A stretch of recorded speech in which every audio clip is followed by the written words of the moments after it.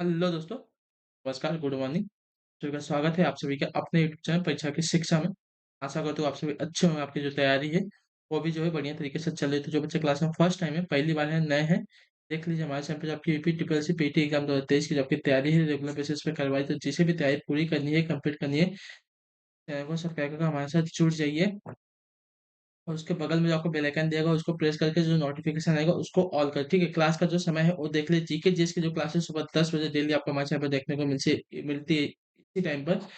Reasoning और जो maths की क्लास है आपको देखिए दोपहर को 3 बजे हमारे चैनल पे देखने को मिलती है। और जो हिंदी और जनरल मैथ्स की जो क्लास है शाम को 7 बजे। तो हमारे जो क्लासेस का शेड्यूल है इसको जो है नोट करके रखिए, इसी टाइम पे जो आपको देखिए क्लासेस से जुड़ना है, अपनी तैयारी को जो है कंप्लीट करना है, ठीक है। बाकी पीडीएफ की बात करें तो पीडीएफ के लिए हमारे टेलीग्राम का चैनल है परीक्षा की शिक्षा नाम का, डिस्क्रिप्शन में आपको जो है इसका लिंक मिल जाएगा। तो फटाफट जाइए टेलीग्राम चैनल से जुड़े, अपनी तैयारी को जो है कंप्लीट किया, ठीक है। उसी के नीचे देखें तो हमारे इंस्टाग्राम का पेज का लिंक है, परीक्षा की शिक्षा का हमारा इंस्टाग्राम का पेज है, तो आप हमें इंस्टाग्राम पे भी फॉलो कर लीजिए, ठीक है। तो टाइम नहीं बर्बाद करेंगे, चलेंगे क्लास स्टार्ट करेंगे। स्टार्ट करने से पहले जिसने क्लास को अभी तक एक लाइक नहीं है, क्लास को एक लाइक कर दीजिए, क्लास को अपने दोस्तों के साथ जो है शेयर करें, ठीक। चलिए क्लास स्टार्ट करें, देखें पहला क्वेश्चन पे क्या पूछा है, ध्यान से देखेंगे, बताने की कोशिश करेंगे, आइडेंटिफाई करना, ठीक है। क्वेश्चन नंबर 1 है,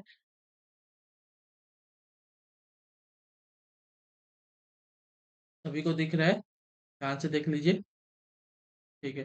चलेंगे स्टार्ट करेंगे। क्वेश्चन नंबर 1 आपका पूछा गया है, सत्यमेव जयते महावाक्य कहाँ से उद्धृत है, बताइए। सत्यमेव जयते जो आपका महावाक्य है कहाँ से उद्धृत है साथियों, इसका राइट आंसर क्या हो जाएगा, पहले भी बताने की कोशिश कीजिएगा आप सभी लोग।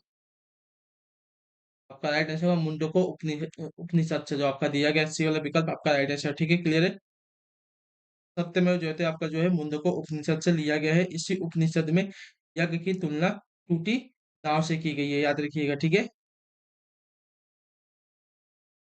मुंडको उपनिषद जो है अर्थव्यवस्था से संबंधित है, इतना बात ये भी याद रखिएगा, ठीक है। अगले क्वेश्चन बढ़ेंगे, ध्यान से देखें, दूसरे नंबर पे क्या पूछा गया, उत्तर देने की कोशिश करेंगे। ऋग्वेद में निम्नलिखित में से किस देवता की सर्वाधिक महत्व का वर्णन किया गया, बताइए। ऋग्वेद में निम्नलिखित में से किस देवता की सर्वाधिक महत्ता का जो है वर्णन किया गया है, इसका राइट आंसर क्या हो जाएगा साथियों। तो इसका राइट आंसर हो जाएगा इंद्र का, जो आपका दिया गया यहाँ पे पी वाला विकल्प आपका राइट आंसर, ठीक है। ऋग्वेद जो है प्राचीनतम वेद है, जिसमें 1028 सूक्त है, 10,462 जो है ऋचाएं हैं। ऋग्वेद में पढ़ने वाले ऋषियों को देखिए होत्री कहते हैं, ठीक है। ऋग्वेद में पढ़ने वाले ऋषियों को जो है होत्री कहते हैं। इसमें जो है सर्वाधिक वर्णन इंद्र का है। इंद्र के लिए 250 तथा अग्नि के लिए जो है 200 ऋचाएं की रचना की गई है इसमें, ठीक है। अगले क्वेश्चन बढ़ेंगे, तीसरे पे उत्तर देने की कोशिश करेंगे, राइट आंसर क्या होगा, ध्यान से देखिएगा, बताइएगा, ठीक है। चंद्रगुप्त मौर्य ने इस प्रसिद्ध राजनीतिक सलाहकार को निम्नलिखित में से सभी नामों में से जाना जाता है, इसके अलावा बताइए। चंद्रगुप्त मौर्य के इस प्रसिद्ध राजनीतिक सलाहकार को जो है निम्नलिखित में से सभी नामों से जाना जाता था, इसके अलावा। चाणक्य, विष्णुगुप्त, कौटिल्य और समुद्रगुप्त, आपका राइट आंसर हो जाएगा समुद्रगुप्त, जो आपका दिया गया डी वाला ऑप्शन आपका राइट आंसर, ठीक है। कौटिल्य को देखिए भारतीय राजनीतिक विचारों का जनक माना जाता है। इनके अन्य नाम जो है विष्णुगुप्त और चाणक्य हैं, ठीक है। इन्होंने विश्व प्रसिद्ध पुस्तक अर्थशास्त्र की जो है रचना की है। मौर्य वंश की स्थापना में जो है चाणक्य का महत्वपूर्ण योगदान है, जबकि समुद्रगुप्त जो है साम्राज्य का महान सम्राट था। इसे भारत का जो है नेपोलियन भी कहा जाता है, ठीक है। समुद्रगुप्त की बात करें, इसको जो है भारत का नेपोलियन भी कहते हैं, याद रखिएगा। अगले क्वेश्चन बढ़ेंगे, चौथे पर उत्तर देने की कोशिश करेंगे। वह स्थल जहाँ हर्षवर्धन ने बौद्ध महासम्मेलन का जो है आयोजन किया था, कौन सा बताइए। वह स्थल जहाँ पर हर्षवर्धन ने जो है बौद्ध महासम्मेलन का आयोजन किया था साथियों, इसका सही उत्तर क्या हो जाएगा। प्रयाग में, ठीक है, जो आपका दिया गया बी वाला विकल्प आपका सही उत्तर है, ठीक है, क्लियर है। नेक्स्ट क्वेश्चन बढ़ेगा, आपका पांचवें पे उत्तर देंगे की कोशिश कीजिएगा, राइट आंसर का पूछा गया आपका, मुगल शासन के दौरान एक कोतवाल की सही भूमिका क्या थी, बताइए। मुगल शासन के दौरान एक कोतवाल की जो है सही भूमिका क्या थी साथियों, पांचवें पे सही उत्तर क्या हो जाएगा। तो देखिए आपका राइट आंसर होगा कानून और व्यवस्था बनाए रखना, जो आपका दिया गया डी वाला ऑप्शन पांचवें पे आपका राइट आंसर, ठीक है। मुगल शासन के दौरान कोतवाल की भूमिका सूबे की राजधानी तथा बड़े-बड़े नगरों में कानून एवं व्यवस्था की जो है देखभाल करना था, ठीक है। इसे नगर प्रधान भी कहा जाता था, ठीक। अगले क्वेश्चन बढ़ेगा आपका, छठे पे उत्तर देने की कोशिश कीजिएगा, राइट आंसर का पूछेगा आपका, बलदेव सिंह अंतरिम सरकार के सदस्य स्वतंत्र भारत की पहली सरकार में रिक्त स्थान के प्रमुख थे, बताइए किसके। बलदेव सिंह की बात कर रहा है, ठीक है। बलदेव सिंह जो है अंतरिम सरकार के सदस्य स्वतंत्र भारत की पहली सरकार में रिक्त स्थान के प्रमुख थे साथियों, किसके। तो इसका राइट आंसर हो जाएगा आपका रक्षा के, जो आपका दिया गया यहाँ पे ए वाला ऑप्शन आपका सही उत्तर हो जाएगा, ठीक है, क्लियर है। सभी को यहाँ तक। नेक्स्ट क्वेश्चन देखें, आपका सातवें को उत्तर देने की कोशिश कीजिएगा। सही तो रास बिहारी बोस द्वारा संगठित भारतीय स्वतंत्रता लीग किस संगठन का एक अग्रदूत था, बताइए। रास बिहारी बोस जो है, रास बिहारी बोस द्वारा संगठित भारतीय स्वतंत्रता लीग किस संगठन का एक अग्रदूत था साथियों, इसका सही उत्तर क्या हो जाएगा। राइट आंसर राष्ट्रीय भारतीय राष्ट्रीय फौज का जो आपका दिया गया पहला विकल्प आपका सही उत्तर हो जाएगा। ठीक है, क्लियर है।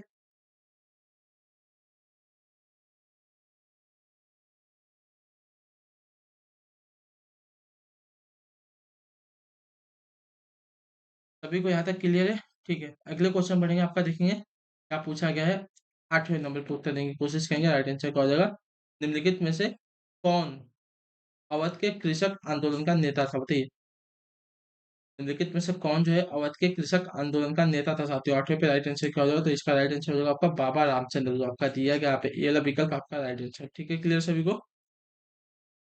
अवध के कृषक आंदोलन के नेता आपके बाबा रामचंद्र हो जाएंगे। अगले क्वेश्चन बढ़ेगा आपका 9 पे उत्तर दीजिएगा। राइट आंसर का पूछा गया आपका रामकृष्ण मिशन का मुख्यालय कहाँ स्थित है, बताइए।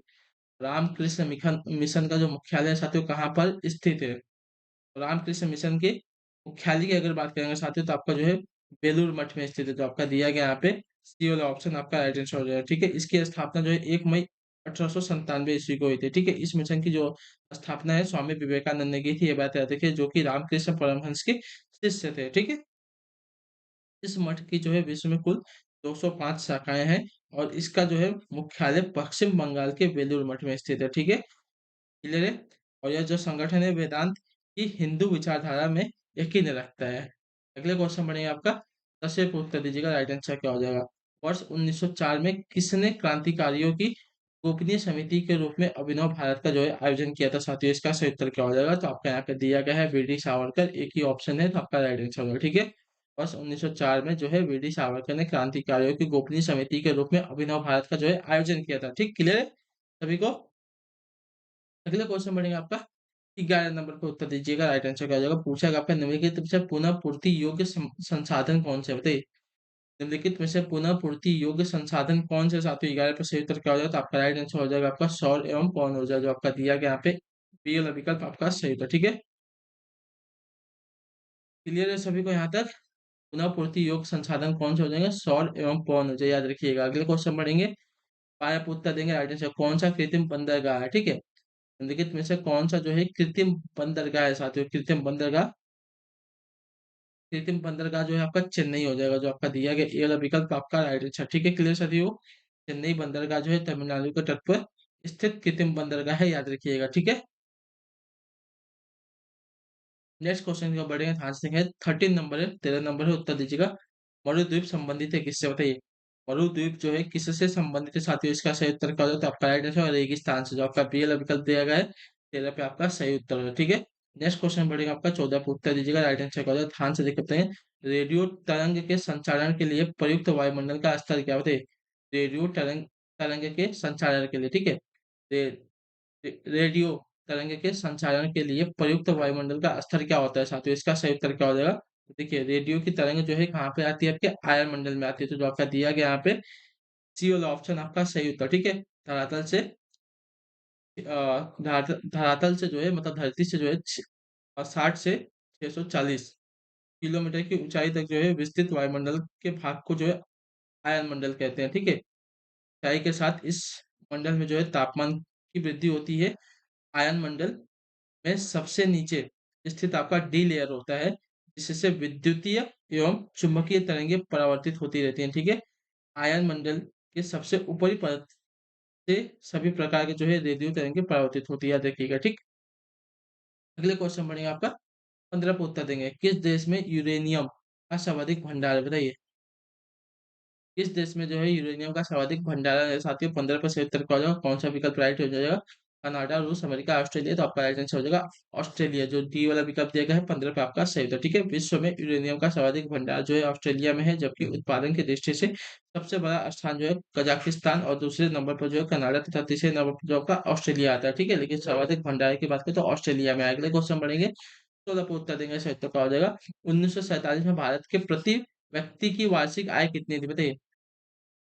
1947 में भारत के प्रति व्यक्ति की वार्षिक आय कितनी थी? इसका सही उत्तर क्या हो जाएगा? तो आपका राइट आंसर हो जाएगा 249.60 पैसे जो आपका दिया गया यहाँ पे, ये वाला ऑप्शन आपका सही उत्तर हो जाएगा। ठीक है, क्लियर है?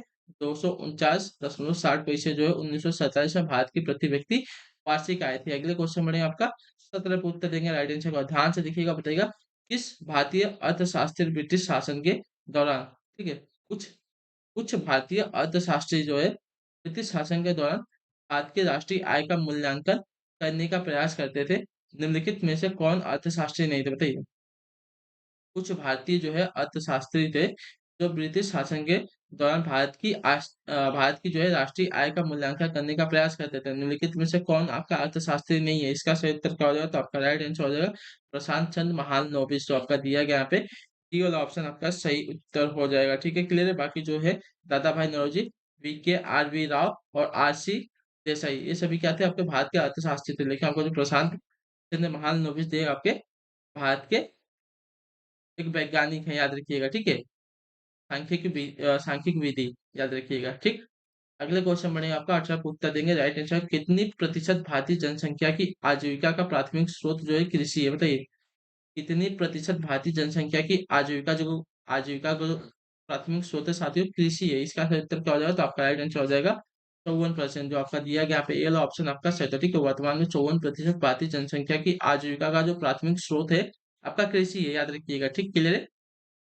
पहला विकल्प राइट हो जाएगा। 18 19 पे उत्तर देंगे। निम्नलिखित में से कौन सा भारतीय अर्थव्यवस्था का प्राथमिक क्षेत्र बताइए। निम्नलिखित में से कौन सा भारतीय अर्थव्यवस्था का प्राथमिक क्षेत्र है? तो आपका राइट आंसर कृषि हो जाएगा, जो आपका ए वाला ऑप्शन दिएगा आपका सही उत्तर, ठीक? क्लियर? अगले क्वेश्चन बढ़ा जाएगा आपका 20 को उत्तर देंगे सही उत्तर का। गरीबी हटाओ का नारा किस पंचवर्षीय योजना काल में दिया गया था? बताइए। गरीबी हटाओ का नारा जो है किस पंचवर्षीय योजना काल में दिया गया था? 20 में से उत्तर का होगा, फटाफट इसका उत्तर देंगे। छठी पंचवर्षीय योजना के दौरान जो आपका दिया गया है, डी वाला विकल्प आपका राइट आंसर होगा। कब से कब तक हुआ था? तो 1980 से लेके 1985 तक हुआ था आपका छठा पंचवर्षीय योजना। ठीक है, क्लियर है? नेक्स्ट क्वेश्चन देखेंगे आपका 21 पे बताने की कोशिश करेंगे राइट आंसर क्या हो जाएगा। भारत सरकार का मुख्य विधि अधिकारी कौन होता है? बताइए। भारत सरकार का जो मुख्य विधि अधिकारी होता है कौन होता है? तो आपका राइट आंसर हो जाएगा साथियों महान्यायवादी होता है। ठीक है, जो आपका दिया गया डी वाला ऑप्शन सही उत्तर हो जाएगा। क्लियर है यहाँ तक? 21 के लिए आपका जो डी वाला विकल्प देगा आपका सही उत्तर। अगले क्वेश्चन बढ़ेंगे 22 पे उत्तर देंगे सही उत्तर का। भारत में पंचायती राज की त्रिस्तरीय व्यवस्था का अनुमोदन किस समिति के द्वारा किया गया था? बताइए। भारत में पंचायती राज पंचायती राज की त्रिस्तरीय व्यवस्था का जो व्यवस्था जो है उसका अनुमोदन किस समिति के द्वारा किया गया था साथियों? इसका सही उत्तर क्या हो जाएगा? फटाफट दीजिए इसका आंसर, राइट आंसर क्या होगा? ठीक है, देखिए भारत में पंचायती राज की त्रिस्तरीय व्यवस्था का जो अनुमोदन है साथियों दिया गया था आपका बलवंत राय मेहता समिति द्वारा। तो जो आपका दिया गया यहाँ पे ये ऑप्शन आपका सही उत्तर। ठीक है, क्लियर है? नेक्स्ट क्वेश्चन की तरफ बढ़ेंगे आपका 23 नंबर है, 23 नंबर है, उत्तर दीजिएगा राइट आंसर। किस समिति ने त्रिस्तरीय पंचायती प्रणाली की अनुशंसा की थी? ठीक है, अनुमोदन किसने किया था? तो बलवंत राय मेहता समिति ने। लेकिन किस समिति ने जो है त्रिस्तरीय पंचायती प्रणाली की जो है अनुशंसा की थी? इसका सही उत्तर क्या हो जाता है? इसका भी आपका राइट आंसर बलवंत राय मेहता समिति नहीं, जो आपका दिया गया डी वाला विकल्प थ्री पे आपका सही उत्तर। ठीक है, क्लियर है? अनुमोदन भी किया थी, अनुशंसा भी, दोनों ने दोनों जो है इसने ही किया था, याद रखिएगा। 24 नंबर है, लोकसभा के सदस्यों का कार्यकाल कितने वर्षों का होता है?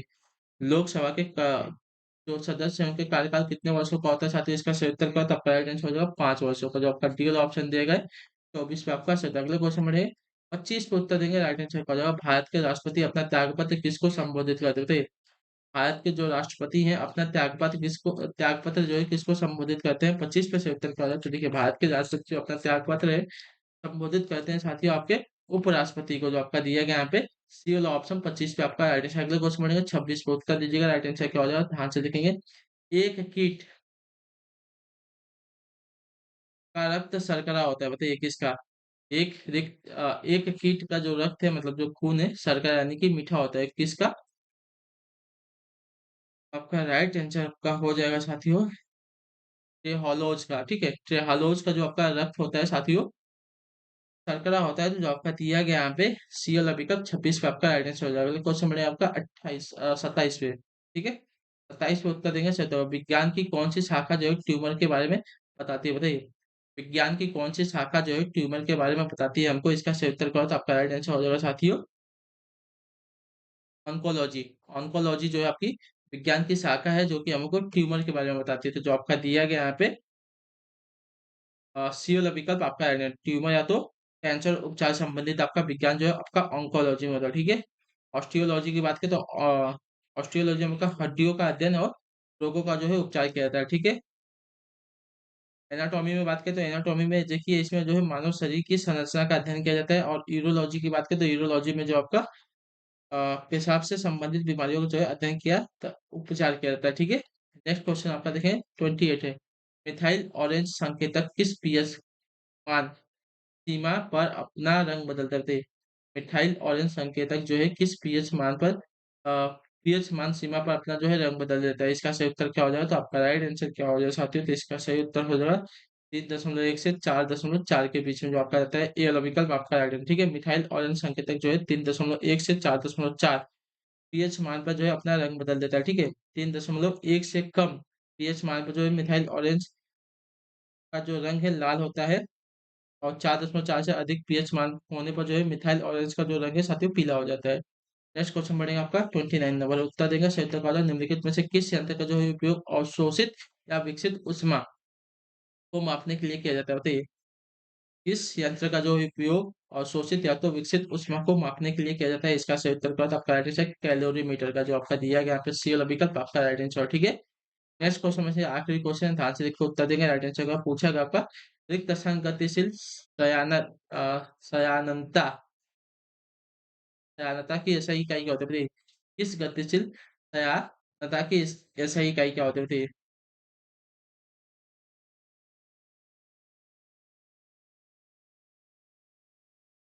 ठीक है सयानता द्रव्य का वह गुण है जिसके कारण वह अपने विभिन्न पत्रों में होने वाली अपेक्षित गति को जो है विरोध करता है, ठीक है? तरल के इस गुण को जो है सयानता कहते हैं। सयानता केवल द्रव्यों तथा गैसों का गुण है। ठोसों में सहायता नहीं होती याद रखिए, ठीक है? इसकी एसआई मात्रक आपकी एक्वा एक्वाफॉइज या तो क्वाइजली होती है, ठीक है? इसे पास्कल सेकंड भी कहते हैं, ठीक है? तो पास्कल सेकंड जो दिएगा आपका राइट है पास्कल सेकंड गतिशील सहायता की एसआई इकाई होती है याद रखिएगा, ठीक है? क्लियर है? या तो आपका दिया जाएगा एक्वाफॉइज एक्वाफॉइज या तो क्वाइजली क्लियर है? तो इसी के साथ जो आपकी क्लासेस आती है आज की यहीं पे कंप्लीट होती है। आई होप कि आपको जो क्लास है अच्छी लगी है। अच्छी लगी तो क्लास को लाइक कर दीजिए। क्लास में पहली बार आया तो क्लास को जो है चैनल को जो है सब्सक्राइब कर दीजिए, ठीक है? और हमें कमेंट करके जरूर बताइए कि आपको जो क्लासेस आती है वो कैसी लगी। क्लास अच्छी लगी क्लास को एक लाइक कर दीजिए और हम आपसे मिलते हैं आपकी अगली क्लास में। तब तक के लिए टाटा बाय बाय जय हिंद जय भारत। आपसे क्लास से जुड़ने के लिए बहुत बहुत ही धन्यवाद साथियों।